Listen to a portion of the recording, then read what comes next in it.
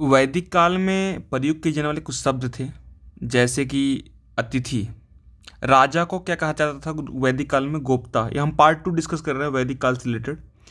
तो राजा को गोप्ता कहा जाता था। अतिथि को गोहंता कहा जाता था। अतिथि गोहंता। युद्ध को गविष्ठ। युद्ध को गविष्ठ कहा जाता था। गेसु या गम में कहा जाता था। गाय को अघन्या।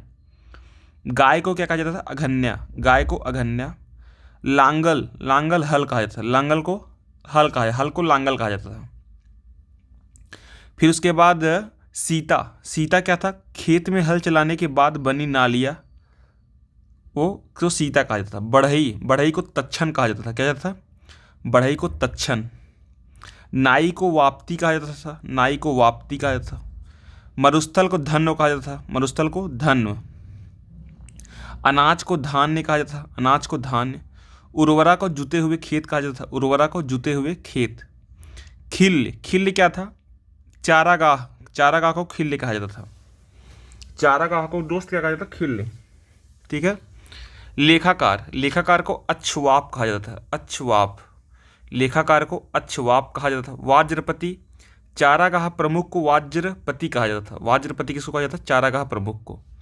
कुलपति किसे कहा जाता? कुलपति। परिवार के प्रधान को कुलपति कहा जाता था। स्पस। स्पस किसे कहा जाता? गुप्तचर को। गुप्तचर को क्या कहता है? स्पस। कुछ प्रमुख नदियां थी जो प्राचीन नाम, और अस्कनी। अस्कनी किसको कहता था? आधुनिक नाम क्या अस्कनी का? चिनाव। चिनाव को अस्करिनी कहा जाता था। राबी को, परसुड़ी नदी को राबी कहा जाता था। परसुड़ी, राबी। बिपाशा को ब्यास कहा जाता था। बिपाशा को ब्यास। बितास्ता को झेलम। झेलम नदी को बितास्ता कहा जाता था। तो झेलम हो गया, चिनाव हो गया, ठीक है। राबी, परसुड़ी को राबी, झेलम बितास्ता, बिपाशा ब्यास। कुंभा। कुंभा को काबुल का, काबुल नदी को कुंभा कहा जाता था। कुर्मू। कुर्मू को कुर्रम को कुर्मू कहा जाता था। कुर्मू को कुर्रम को कुर्मू। गोमल को गोमती कहा जाता था। गोमती, जो गोमती नदी है उसको गोमल कहा जाता था। आधुनिक जो गोमल नाम है वो पहले उसको गोमती कहा जाता था। तो वर्तमान में जो स्वात नदी है, सिंधु सहायक नदी है स्वात ना, स्वात को पहले सुवास्तु कहा जाता। सुवास्तु। गंडक नदी को सदानीरा कहा जाता था। सदानीरा। सतलज नदी को सुतुद्रु कहा जाता था। सुतुद्रु। सुतुद्री कहा जाता था। सुतुद्री। घग्गर नदी को दृशाद्वती नदी कहा। दृशाद्वती किसको कहा जाता है? घग्गर नदी को। सतलज को सतुद्री। गंडक को सदानीरा। स्वात को सुवास्तु। गोमल को गोमती। कुर्रम को कुर्मू। काबुल को कुंभा। झेलम को बितास्ता। झेलम को बितास्ता। राबी को परसुड़ी। ब्यास को बिपाशा। चेनाव को अस्कनी। चेनाव को अस्कनी। एक दो स्थल छूट गया था, जैसे नीवी। नीवी क्या था? ऋग्वेदिक काल में नीवी क्या था? ये कमर के नीचे पहने जाने वाला वस्त्र को नीवी कहा जाता था। कमर के नीचे जो पहने जाने वाला वस्त्र को क्या कहता? नीवी कहा जाता था। वासस क्या था? वासस, ये कमर के ऊपर पहनने वाले वस्त्र को वासस कहा जाता था। अधिवासम क्या था? ऊपर से धारण किया जाने वाला वस्त्र होता है, जिसे वर्तमान समय में ओढ़नी हो गया। ओढ़नी जो है, ओढ़नी क्या हो गया? ये अधिवासम हो गया। वासस क्या था? जैसे कि स्कर्ट पहन रहे, ऊपर के जो कमर के ऊपर चीज़ें पहन रहे हैं उसको वासस कहते हैं। नीवी कमर के नीचे पहनने वाला वस्त्र जो है, ठीक है। तो ये सारी चीज़ें हैं, ये जो प्रमुख प्रमुख स्थल है, प्रमुख प्रमुख जो प्राचीन काल में नाम कहे जाते थे, ये उसकी सूची है। फिर अगर पूछा है ऋग्वेदिक देवता, ऋग्वेदिक देवताओं में साथ ही जो इंद्र का जो सबसे ज़्यादा इस नाम 250 बार इंद्र की ये मिलती है, उसके बाद अग्नि की मिलती है। तो इंद्र को के जो युद्ध और वर्षा का देवता कहा जाता था। युद्ध और वर्षा का देवता किसे कहा जाता था? इंद्र को। इंद्र को युद्ध और वर्षा का देवता। अग्नि, अग्नि जो थे ये देवता व मनुष्य के बीच मध्यस्थ की भूमिका निभाते थे। अग्नि, तो ये देवता व मनुष्य के बीच मध्यस्थ भूमिका कौन निभाते थे? अग्नि। मरुत जो थे, मरुत आधी के देवता कहलाते हैं। मरुत आधी के देवता कौन थे? मरुत। पूषण जो थे, पूषण पशुओं के देवता कौन थे? पूषण थे। सोम कौन थे? सोम ये वनस्पति के देवता थे। सोम वनस्पति के देवता कहलाते थे। ऊषा जो थे, ऊषा ये प्रगति एवं उत्थान के देवता। प्रगति एवं उत्थान के देवता कौन थे? ऊषा थे। अश्वनी कौन थे? ये विपत्तियों को हरने वाले देवता थे। विपत्तियों को हरने वाले देवता कौन थे? विपत्ति को हरने वाले देवता कौन थे? अश्वनी कुमार, अश्वनी जी। विष्णु, विष्णु जो थे विश्व के संरक्षण एवं पालनकर्ता के लिए माने जाते थे। विष्णु विश्व के संरक्षण और पालनकर्ता के देवता थे। धौस आकाश के देवता को घौस कहा जाता था। तो घौस। वरुण ये पृथ्वी एवं सूर्य के निर्माता थे। पृथ्वी और सूर्य के निर्माता थे। समुद्र के देवता थे, ऋतु परिवर्तन के देवता थे, ये नैतिक व्यवस्था को स्थापित करने वाले देवता थे। ये सारे देवता किसको वरुण कहा जाता था। यम को मृत्यु के देवता कहा जाता था। ठीक है, मृत्यु के देवता किसको कहा जाता था, यम को कहा जाता था। ठीक है दोस्त, और ये भी एक क्वेश्चन यहाँ बन सकता है कि साथ ही प्रमुख शाखा या फिर उपवेद को लेकर। तो अथर्ववेद का एक शाखा थी वैश्पलाद किसकी शाखा थी, अथर्ववेद का। और अथर्ववेद का अगर उपवेद पूछा जाए तो अथर्ववेद का उपवेद था शिल्पवेद। अथर्ववेद का उपवेद क्या था, शिल्पवेद था, शिल्पवेद। और यजुर्वेद की शाखा थी मध्यादीन किसकी शाखा थी, यजुर्वेद की। और यजुर्वेद का उपवेद पूछा जाए तो यजुर्वेद का उपवेद धनुर्वेद था, धनुर्वेद। सामवेद की शाखा थी जैमिनी कौथुम, मतलब उसके कई शाखाएं थी लेकिन सबसे महत्वपूर्ण शाखा जैमिनी कौथुम था। कौथुम सबसे महत्वपूर्ण था, सबसे प्राचीन माना जाता है। तो इसकी सामवेद का उपवेद कौन सा था, गंधर्ववेद। गंधर्ववेद किसका उपवेद है, गंधर्ववेद किसका उपवेद है, सामवेद का। धनुर्वेद किसका है, यजुर्वेद का। अथर्ववेद किसका है, शिल्पवेद का। ऋग्वेद की शाखा साकाल शाखा किसकी है, ऋग्वेद की। और ऋग्वेद की अगर उपवेद पूछा जाए तो ऋग्वेद का उपवेद आयुर्वेद है।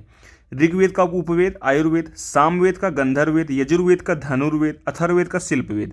ये क्या है, उपवेद है।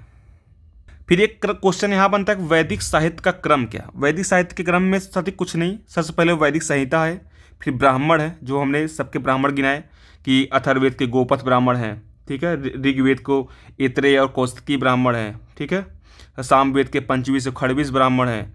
तो जो ये वैदिक ये ब्राह्मण है, सबसे पहले वैदिक संहिता है, फिर ब्राह्मण है, फिर आर्यक है, फिर उपनिषद है, ठीक है।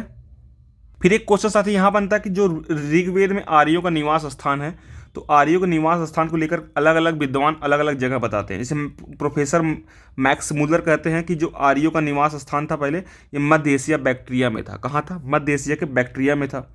बाल गंगाधर तिलक है, उत्तरी ध्रुव कहते हैं, आदि देश कहते हैं, उत्तरी ध्रुव में इनका निवास स्थान था। डॉक्टर अविनाश चंद्र दास कहते हैं सप्त सैंधव प्रदेश था। अविनाश चंद्र दास क्या कहते हैं, सप्त सैंधव प्रदेश था, सप्त सैंधव प्रदेश था। दयानंद सरस्वती कहते हैं भैया तिब्बत में थे। आर्य कहाँ से थे, तिब्बत के थे। आर्य कहाँ के थे, तिब्बत के थे। गार्डन चाइल्ड कहते हैं दक्षिणी रूस के थे। गार्डन चाइल्ड कहते हैं दक्षिणी रूस के थे। नेहरिंग एवं प्रोफेसर गार्डन चाइल्ड कहते थे दक्षिणी रूस के हैं। गंगानाथ झा कहते हैं बहर्षी देश के थे। गंगानाथ झा कहते थे। गाइल्स महोदय कहते हैं हंगरी अथवा डेन्यूब के क्षेत्र के थे। प्रोफेसर प्रियंका कहते हैं जर्मनी। तो मैक्स मुलर कहते हैं मध्य एशिया के हैं, और बाल गंगाधर तिलक कहते हैं उत्तरी ध्रुव के हैं। अविनाश चंद्र दास कहते हैं सप्त सैंधव प्रदेश के हैं। दयानंद सरस्वती कहते हैं तिब्बत के हैं। गार्डन चाइल्ड कहते हैं दक्षिणी रूस के हैं। गंगानाथ झा कहते हैं बहर्षी देश के हैं। और गाइल्स महोदय कहते हैं हंगरी अथवा डेन्यूब के हैं। और प्रोफेसर प्रियंका कहते हैं जर्मनी के हैं। ठीक है दोस्त, एक क्वेश्चन यहाँ से बना सकता साथी कि सर्वप्रथम जो 4 अपना आश्रम है, ब्रह्मचर्य, गृहस्थ, वानप्रस्थ और संन्यास, ये कहाँ पर लिखा गया। तो ये जाबालो उपनिषद में सर्वप्रथम ये बताया गया है कि 4 आश्रम की चर्चा किया गया है, 4 आश्रम की, ठीक है। और अथर्ववेद के कुछ उपनिषद थे, जैसे कि मुंडको उपनिषद था, तो उसमें बताया गया था कि यज्ञ को टूटी हुई नाव से तुलना मुंडको उपनिषद में किया गया है। मुंडको उपनिषद में एक बार सत्यमेव जयते भी वहीं से लिखा है, या किसके हैं, अथर्ववेद के हैं। तो अथर्ववेद में ही ये भी बताया सभा और समिति के 2 प्रजापति के 2 पुत्र, यह किसमें बताया गया है, अथर्ववेद में बताया गया है। यज्ञ से टूटी हुई नाव से तुलना मुंडको उपनिषद में गया है। सत्यमेव जयते का मुंडको उपनिषद में किया गया है। अथर्ववेद के अन्य उपनिषद में प्रश्नोपनिषद और मांडुक्यो उपनिषद है। 6 वेदांग थे, शिक्षा था जिसमें उच्चारण विधि का किया जाता है। ज्योतिष था जिसमें ज्योतिष प्लस भाग्यफल पे काम किया जाता है। कल्प था, कल्प इसमें कर्मकांड पे काम किया जाता था। व्याकरण, शब्द व्युत्पत्ति पे काम किया जाता था। फिर निरुक्त, भाषा विज्ञान पे काम किया जाता था। छंद, चतुष्पदी श्लोक पे काम किया जाता था। फिर एक सामवेद की हम लोगों ने शाखाएं देखा था ना, तो सामवेद की 3 शाखाएं कहाँ संबंधित है। कौथुम संहिता हम लोगों ने देखा था, तो कौथुम संहिता कहाँ संबंधित है, गुजरात से संबंधित है। फिर एक पढ़ा था हम लोग रायड़ी संहिता, ये महाराष्ट्र से संबंधित है। जैमिनी संहिता ये कहाँ संबंधित, कर्नाटक से संबंधित है, ठीक है। प्राचीन भारतीय 16 संस्कारों में प्रथम संस्कार कौन सा है? गर्भाधान। प्राचीन 16 संस्कार में पहला संस्कार कौन था? गर्भाधान। इसके बाद कौन सा था?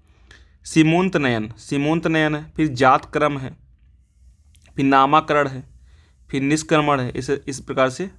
तो पहला कौन सा? गर्भाधान है। ठीक है। राजत्व के प्रमुख वन लाइनर देख रहे हैं हम लोग, जो महत्वपूर्ण कुछ क्वेश्चन पूछे गए हैं प्रीवियस ईयर में। राजत्व के दैवी सिद्धांत का सर्वप्रथम उल्लेख कहाँ मिलता है? ऐतरेय ब्राह्मण में। अब आपको बताना है कि ऐतरेय ब्राह्मण किसका ब्राह्मण ग्रंथ है? ऐतरेय ब्राह्मण किसका है? ऋग्वेद का। किसका है भाई? ऐतरेय ब्राह्मण ग्रंथ किसका है? ऋग्वेद का है। ऋग्वेद का और कौन है? ऐतरेय है और कौशिकी है। यजुर्वेद का कौन था? शतपथ ब्राह्मण और तैतरीय ब्राह्मण था। ठीक है। अथर्ववेद का एक ही था, गोपथ। सामवेद का पंचविश और खड़विश था। फिर एक क्वेश्चन है, the Arctic home in the Vedas नामक पुस्तक की रचना कौन किया है? बाल गंगाधर तिलक ने किया है। कौन किया है? बाल गंगाधर तिलक ने। एक क्वेश्चन है कि शतपथ ब्राह्मण ग्रंथ में 12 प्रकार के रत्नियों का उल्लेख मिलता है। कितना? 12 प्रकार की रत्नियों का उल्लेख किसमें? शतपथ ब्राह्मण ग्रंथ में। शतपथ ब्राह्मण ग्रंथ अब तुम बताओ किसमें था? किसका है शतपथ? यजुर्वेद का शतपथ ब्राह्मण ग्रंथ है। किसका है? यजुर्वेद का। ऋग्वेद में सप्त सैंधव प्रदेश के रूप में चर्चा की गई है। तो सप्त सैंधव प्रदेश में 7 नदियों का उल्लेख होता है। इसका मतलब इसमें नदियाँ सरस्वती है, विपाशा जिसे ब्यास कहते हैं, प्रसुड़ी से रावी कहते हैं, वितास्ता से झेलम कहते हैं, सिंधु है, शतुद्री से सतलज कहते हैं। ठीक है। अस्कनी है जिसे चिनाव कहते हैं। ऋग्वेद में यमुना को 3 बार उल्लेख किया गया, जबकि गंगा का 1 बार उल्लेख किया गया है। ठीक है। सिंधु नदी का सर्वाधिक बार उल्लेख किया गया, जबकि ऋग्वेद में आर्यों की सबसे पवित्र नदी कौन थी? सरस्वती। इसे माते तमा, दबी तमा, नदी तमा भी कहा जाता था। ठीक है।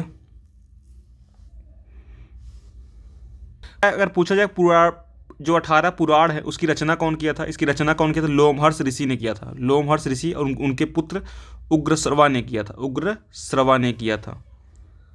ऋग्वेद के महत्वपूर्ण देवता बारे में बात करें तो ऋग्वेद के जो महत्वपूर्ण देवताओं में पहले नंबर पे है कौन है भैया? पहले नंबर पे इंद्र है, फिर उस दूसरे नंबर पे अग्नि, तीसरे नंबर पे कौन था? वरुण देवता। वरुण जिसे ऋतस्य गोप कहा जाता था। तो इस साथ ही ये था महत्वपूर्ण वैदिक काल में जो महत्वपूर्ण घटनाएं हुई हैं, तो उसके बारे में हम लोगों ने चर्चा किया है। ठीक है। उत्तर वैदिक काल में देखो तो काशी, कौशल, कुरु, पंचाल, विदेह, मगध आदि प्रमुख राज्य थे, इस समय आ गए थे। ऐतरेय ब्राह्मण में सर्वप्रथम राज्य की उत्पत्ति का सिद्धांत मिलता है। ऐतरेय ब्राह्मण में। ऐतरेय ब्राह्मण किसका है? ब्राह्मण ग्रंथ है ऋग्वेद का। तो अथर्ववेद में एकराट सर्वोच्च शासक को कहा गया है। ये उत्तर वैदिक काल का है सब। अथर्ववेद में ही परीक्षित को मृत्युलोक का देवता कहा गया है। अथर्ववेद में ही सभा और समिति को प्रजापति की 2 पुत्रियां कहा गया है। सभा का ऋग्वेद में 8 बार उल्लेख किया गया, समिति का 9 बार उल्लेख किया गया है। शतपथ ब्राह्मण में 12 रत्नियों का उल्लेख किया गया है। शतपथ ब्राह्मण में ही राजसूय योग का विस्तृत वर्णन है। ठीक है। और मैत्रेयी संहिता में स्त्री को द्युत और मदिरा की श्रेणी में रख दिया गया है। छांदोग्य उपनिषद जो सामवेद का है, में केवल 3 आश्रमों का उल्लेख मिलता है, जबकि सर्वप्रथम 4 आश्रमों का उल्लेख जावालो उपनिषद में मिलता है। हम लोग देख ही लिए। जो ब्रह्मचर्य का है 25 वर्ष तक, गृहस्थ 25 से 50, वानप्रस्थ 50 से 75, संन्यास 75 से 100। वैदिक काल में जीविकोपार्जन हेतु वेद वेदांग पढ़ने वाला अध्यापक उपाध्याय कहलाता था। शतपथ ब्राह्मण में कृषि की 4 क्रियाओं का उल्लेख है, जुताई, बुआई, कटाई, भड़ाई। उत्तर वैदिक काल में उत्तर भारत में लोहे का प्रचार हुआ। उत्तर वैदिक साहित्य में लोहे को कृष्ण अयस भी कहा जाता था। शतपथ ब्राह्मण में पूर्वी तथा पश्चिमी समुद्रों का उल्लेख किया गया है। पहली बार शतपथ ब्राह्मण में पुनर्जन्म के सिद्धांत का उल्लेख मिलता है। और गृह सूत्रों में 16 प्रकार के संस्कारों का उल्लेख भी मिलता है। गृह सूत्र में 8 प्रकार के विवाहों का उल्लेख मिलता है। 8 प्रकार के विवाह कौन कौन से थे दोस्त? तो ब्रह्म विवाह था। ब्रह्म विवाह, इसमें पिता वर को बुलाकर कन्या को सौंपता था। यह सबसे उत्तम प्रकार का विवाह होता था। विवाह समान वर्णों में होता था। दैव विवाह जो था, इसमें यज्ञ करने वाले ब्राह्मण को कन्या सौंप दी जाती थी। आर्ष विवाह था, इसमें कन्या के पिता को वर पक्ष एक जोड़ी बैल देता था। प्रजापत्य विवाह, इसमें पिता जो है वर पक्ष से कर्तव्य निर्वहन का वचन लेता। वह विवाह बिना लेन देन का होता था। फिर गंधर्व विवाह, ये प्रकार का प्रेम विवाह है, लव मैरिज जिसको कहते हो, गंधर्व विवाह था। असुर विवाह, कन्या को खरीद कर विवाह किया जाता था। राक्षस विवाह, ये अपहरण करके विवाह किया जाता था, राक्षस विवाह।